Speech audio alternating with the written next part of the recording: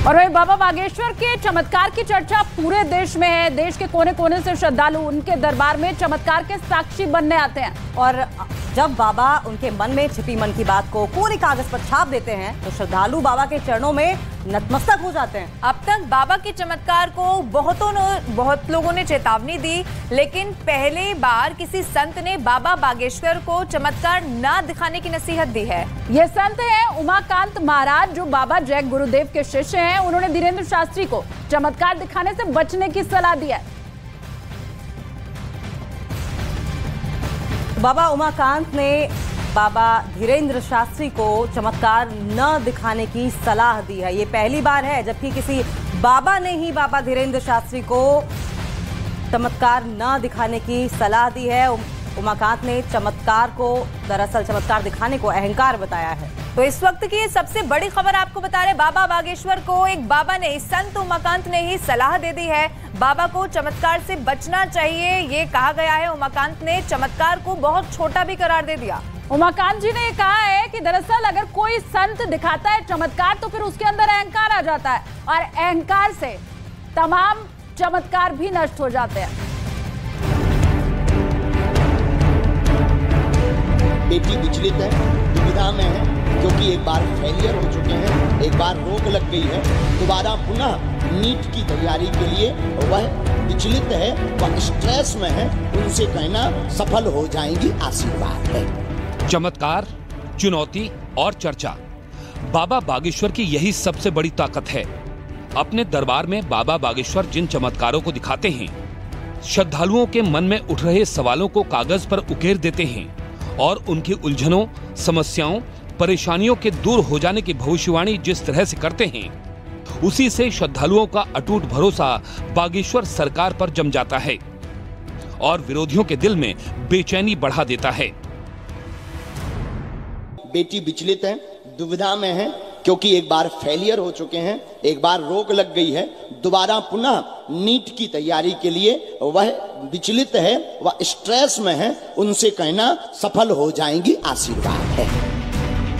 बिहार में धीरेन्द्र शास्त्री उर्फ बाबा बागेश्वर उर्फ बागेश्वर सरकार ने अपनी लोकप्रियता का जो ट्रेलर दिखाया, उसे देखकर बिहार की सियासत भी सन्न रह गई।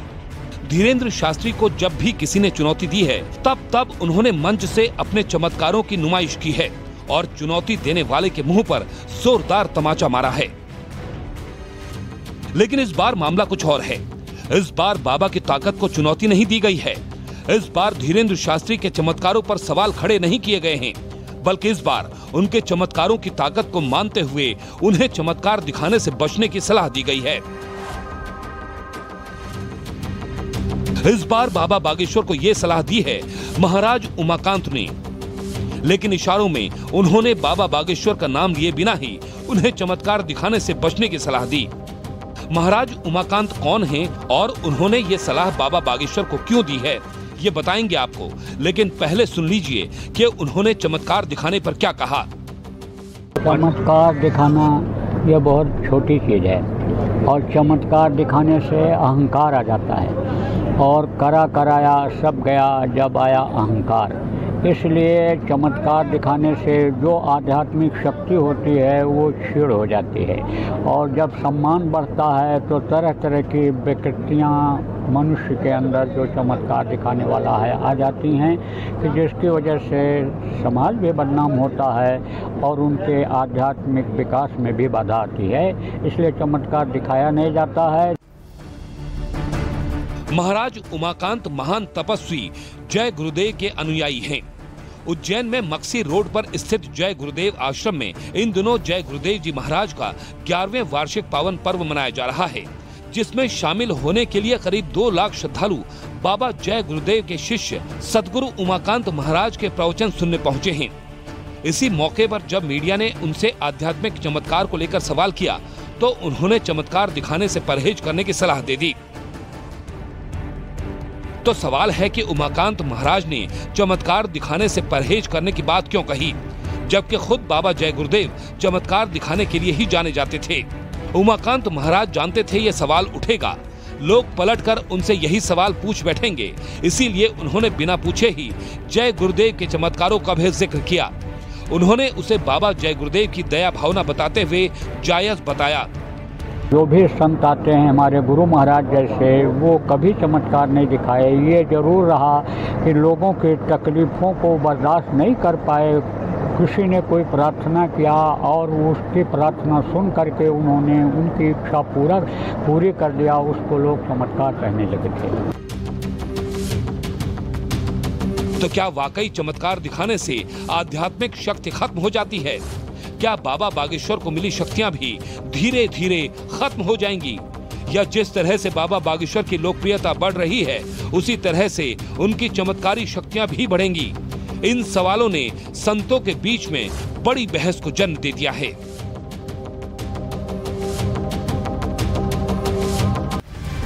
देखिए, बाबा बागेश्वर के चमत्कार की चर्चा पूरे देश भर में हो रही है और अब ऐसे में देश के कोने कोने से श्रद्धालु उनके दरबार में चमत्कार के साक्षी बनने आते हैं।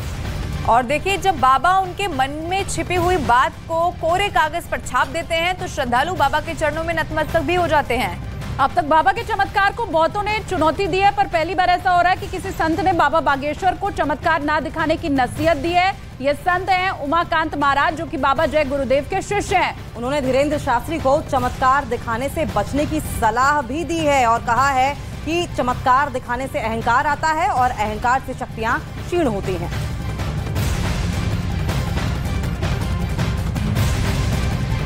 विचलित हैं, दुविधा में हैं, क्योंकि एक बार फेलियर हो चुके हैं, एक बार रोक लग गई है, दोबारा पुनः नीट की तैयारी के लिए वह विचलित है, वह स्ट्रेस में है। उनसे कहना सफल हो जाएंगी, आशीर्वाद है। चमत्कार दिखाना यह बहुत छोटी चीज़ है और चमत्कार दिखाने से अहंकार आ जाता है और कराया सब गया जब आया अहंकार। इसलिए चमत्कार दिखाने से जो आध्यात्मिक शक्ति होती है वो क्षीण हो जाती है और जब सम्मान बढ़ता है तो तरह तरह की विकृतियाँ मनुष्य के अंदर जो चमत्कार दिखाने वाला है आ जाती हैं कि जिसकी वजह से समाज भी बदनाम होता है और उनके आध्यात्मिक विकास में भी बाधा आती है। इसलिए चमत्कार दिखाया नहीं जाता है। क्या नाम है? शिवानी। अच्छा, हमने बुलाया था जी। यहाँ नाम लिखवाए थे क्या? नहीं। लास्ट में बैठे थे जी।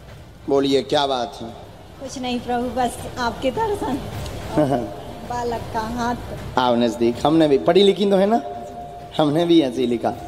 शिव की कृपा बनी रहेगी, दर्शन का आशीर्वाद, परिवार पर कृपा हो, बालक के हाथ की अर्जी केवल लाई।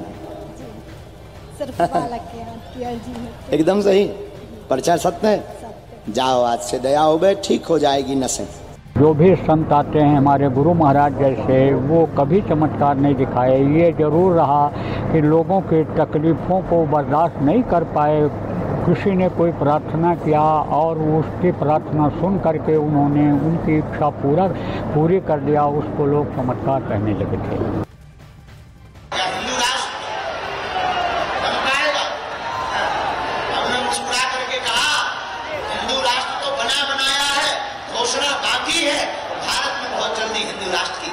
उन्होंने कहा कि ये कैसे संभव है? हमने कहा बागेश्वर बालाजी के यहाँ सबकी अर्जी लगती है, उनकी मर्जी होती है, हमारी भी अर्जी है, राम जी की मर्जी होगी, काम सफल हो जाएगा। कई कथावाचक भारत को हिंदू राष्ट्र बनाने की बात कर रहे हैं अभी पांडालों में, तो क्या सत्य है? देखिए, जन्मते जाते शुद्धा हिंदू धर्म में ही लिखा हुआ है, संस्कारा कहते वेद पाठी भवेत विप्रा यानी ब्रह्म जाना स ब्राह्मणा। तो ये अन्य धार्मिक ग्रंथों में ही लिखा हुआ होता है, कहने से नहीं होता है, कर्मों से होता है। कर्म अगर आदमी के अगर ऐसे हैं तो समझो कि उसमें शक्ति रहती है, कर्म नहीं है तो कहने से नहीं होता। और इसी पर बाबा बागेश्वर ने अपने चमत्कार को चैलेंज करने वाले लोगों को कैसे जवाब दिया, वो भी आपको सुनवाते हैं।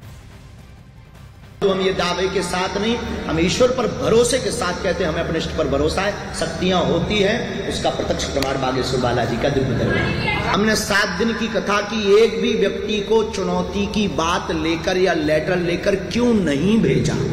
इसका मतलब वह भगोड़ा और वह छोटी मानसिकता के लोग हैं।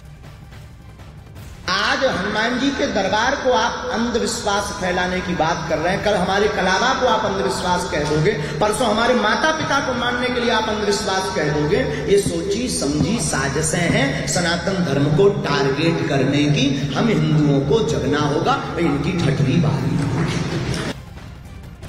अब देखिए, बाबा के जिन चमत्कारों को ना दिखाने की नसीहत दी जा रही है, उन्हीं चमत्कारों के चलते लोग बागेश्वर दरबार में पहुंचते हैं और अपनी अर्जी का इंतजार करते हैं। और ऐसे ही श्रद्धालुओं में एक लड़का बाबा के दरबार में पहुंचा जिसे क्रिकेट का बहुत शौक था, लेकिन उसकी किस्मत में कुछ और ही लिखा हुआ था और यही रास्ता धीरेन्द्र शास्त्री ने उसे दिखा दिया। बहुत हैरान है, करियर को लेकर क्या कार्य करें यह पूछने के लिए आए हैं। व्यापार की तरफ जाएं, परिवार ठीक रहेगा। क्रिकेट में आपका चंद्रमा ठीक नहीं है। पिता का नाम राजू कुमार है, वह सफलता 2 वर्ष के अंतर्गत प्राप्त हो जाएगी, आशीर्वाद है। एकदम सही, कोई संदेह? अच्छा, जॉब योग भी नहीं है, चूंकि मन विचलित हो गया है, 1.5 साल से सब कुछ बंद हो गया है और अत्यधिक स्ट्रेस भी बना हुआ है। बीच में कुछ काम करने के लिए मित्रों का सहयोग लिया, लेकिन उसमें भी सफल नहीं हो पाए। आया ना, आज से ही उन्नति होगी। आप व्यापार की तरफ जाइए, व्यापार में कोई थोक का अथवा मार्केटिंग का काम देखिए, जो पर्चे पर लिखा उसके अंतर्गत कार्य पूर्ण होगा। हमें अपने बालाजी पर भरोसा है और आशीर्वाद है। धन्यवाद। और बाबा बागेश्वर अपने पर्चे पर जो लिख देते हैं वो अटल सत्य होता है। आज तक किसी ने भी बाबा के लिखे पर्चे को नहीं नकारा और ना ही उसे गलत करार दिया है। बाबा लोगों के मन के सवाल कैसे जान लेते हैं और कैसे वो उसका हल भी बता देते हैं, यही लोगों को बहुत बड़ा चमत्कार लगता है। ठीक नहीं, पूरा घर हैरान, आपको पैरों में पीड़ा बनती, वह बालक पप्पू को फिटका दिक्कत बनता है, ब्रेन में समस्या बनी हुई है, झटका बन के अकड़ जाता है, पूरे शरीर में उसे दिक्कत हो जाती है। पूर्ण आराम धाम से लगेगा, डॉक्टरी सलाह भंग नहीं करना है, ठीक हो जाएगा, मंत्र चिकित्सा से आशीर्वाद है। साधु जी, इसमें हमने मंत्र लिखा माता जी, क्या बात एकदम सही? क्या बारी तो सही? माइक ऊपर करो। हाँ सही है। सारा कोई भी प्रेत बाधा नहीं है, न इन चक्रों में पड़ना है, न कोई इसके ऊपर भूत बाधा है, न ऐसा कुछ है। केवल कुल की देवी, तुम्हारे यहाँ देवी माता है, उनका उपाय करना है। और काली माता को 108 नींबुओं की माला चढ़वा दो, इस बालक से बालाजी लीला कर दीजिए। और इसी बाबा के दरबार में एक व्यापारी भी पहुंचा जिसे बिजनेस में लगातार नाकामी मिल रही थी और जिसकी वजह से वो हीन भावना का शिकार भी हो गया था। उसके हौसले पस्त हो गए थे, लेकिन बाबा ने जब उसकी पर्ची निकाली तो उसके चेहरे पर मुस्कुराहट आ गई और वो भी बाबा के चमत्कार को नमस्कार करने लगा। काहे में तरक्की चाहते, ऐसा भी लिख कर आया। अभी तो फिलहाल बिजनेस कर रहा हूँ, उसमें आगे तक पढ़िए, आप आगे सफल होंगे बिजनेस में, चिंता ना करें। 2 प्रश्न मन में लेकर आए, समस्या धन की दूर होगी, परिवार का भी आशीर्वाद मिलेगा।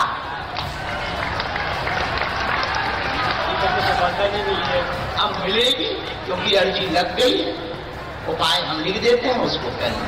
ठीक, साधु जी, साधु जी,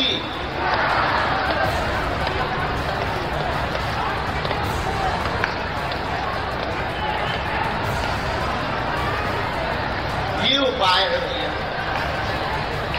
बार बार असफल हो जाते हैं, लगातार 8 साल से हैरान है, अवहेलना ज्यादा हो रही है, इग्नोर किया जाता है, अपने मन से ही हीनता अत्यधिक बन जाती है।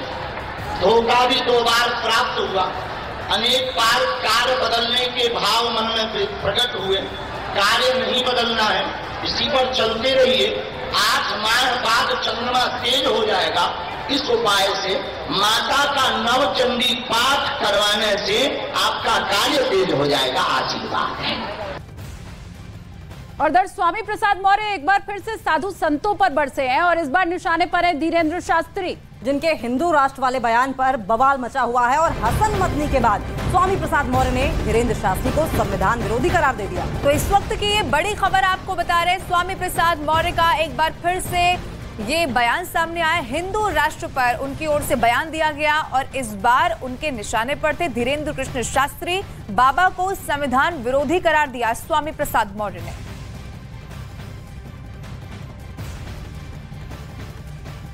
जो लोग हिंदू राष्ट्र की बात कर रहे हैं वो देश को फिर से बंटवारे की ओर ले जा रहे हैं, यानी देश को फिर से बांटने का बीज बो रहे हैं। हिंदू राष्ट्र की मांग करना संविधान विरोधी बात है, राष्ट्र विरोधी बात है। इसलिए जो भी राष्ट्र विरोधी बात करता है, संविधान विरोधी बात करता है, वो देश का हितैषी नहीं है।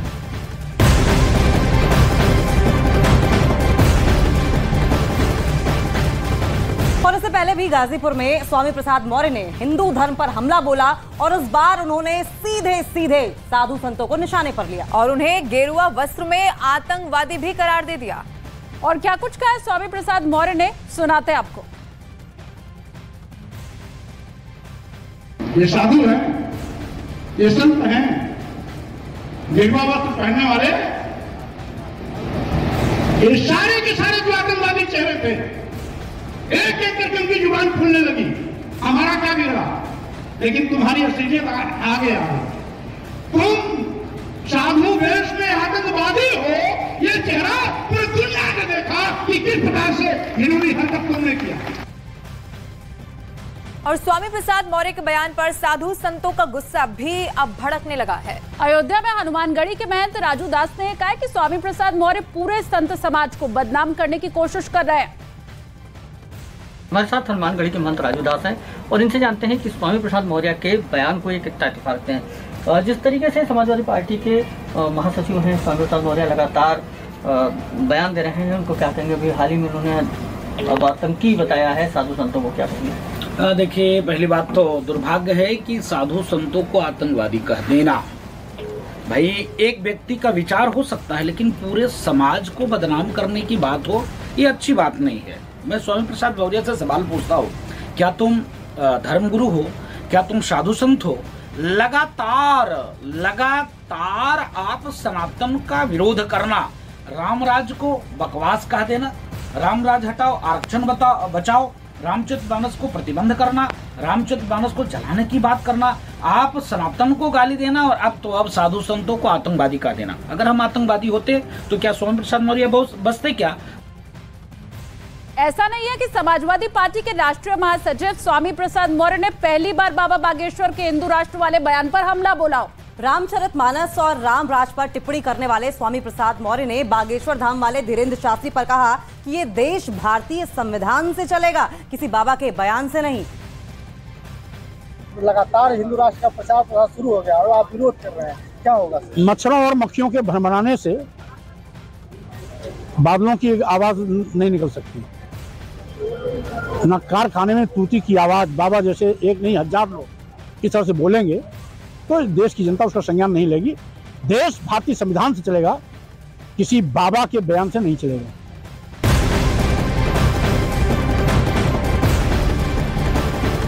बागेश्वर धाम के धीरेन्द्र शास्त्री ने हिंदू राष्ट्र का बयान दिया तो उस पर एक के बाद एक जवाबी हमले भी होने लगे हैं। और इसी कड़ी में आज इंडिया इमाम एसोसिएशन के अध्यक्ष मौलाना मोहम्मद साजिद रशीदी ने बाबा बागेश्वर की तुलना सिमी और पीएफआई से कर दी है। यह भी कहा है कि पीएफआई और सिमी पर इस्लामिक स्टेट के लिए मूवमेंट के लिए बैन लगा है, वैसे ही हिंदू राष्ट्र की मांग करने वाले बागेश्वर धाम के धीरेन्द्र शास्त्री पर भी बैन लगना चाहिए। पीएफआई पर इसलिए बैन लगा क्योंकि उनकी जो मूवमेंट थी वो इस्लामिक स्टेट बनाने की थी, जैसा कि एजेंसियों ने कहा। सिमी पर भी इसीलिए बैन लगा कि उनकी मूवमेंट भी इस्लामिक स्टेट बनाने की थी। आज बागेश्वर धाम के धीरेन्द्र शास्त्री खुले मंचों से हिंदू राष्ट्र बनाने की बात कर रहे हैं, क्या उन पर इस तरह का प्रतिबंध नहीं लगना चाहिए?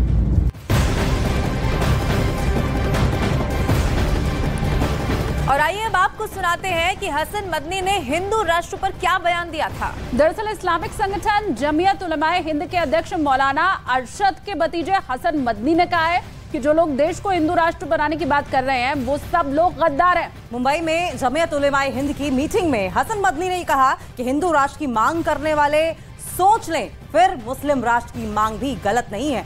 यानी कि जमीयत उलेमाए हिंद का कहना है कि अगर हिंदू राष्ट्र की मांग उठेगी तो फिर मुस्लिम राष्ट्र की मांग भी की जाएगी। हसन मदनी का पूरा बयान आपको सुनाते हैं। तो बड़ी खबर आपको बता रहे हैं, हिंदू राष्ट्र की मांग वाले गद्दार हैं ये हसन मदनी ने कहा है, और कहा है कि अगर हिंदू राष्ट्र की मांग हो रही है तो फिर मुस्लिम राष्ट्र की भी मांग होगी, और उन बातों को भी फिर सुनना पड़ेगा, बर्दाश्त करना पड़ेगा, ये मांग भी उठना शुरू हो जाएगी। उन लोगों को गद्दारी का सर्टिफिकेट नहीं दिया जाता जो आज इस मुल्क के अंदर ये आवाज लगा रहे हैं कि इस मुल्क को हिंदू स्टेट बनना चाहिए। इस मुल्क को हिंदू स्टेट बनाने के लिए जो कोशिशें कर रहे हैं, असल गद्दार वो है इस देश के, जो देश के अंदर रहकर इस मुल्क को हिंदू स्टेट बनाने की बात कर रहे हैं। अगर वो हिंदू स्टेट की बात कर रहे हैं और वो गद्दार नहीं है, मुसलमान अगर इस्लामी देश की बात करेगा वो गद्दार कैसे हो जाएगा?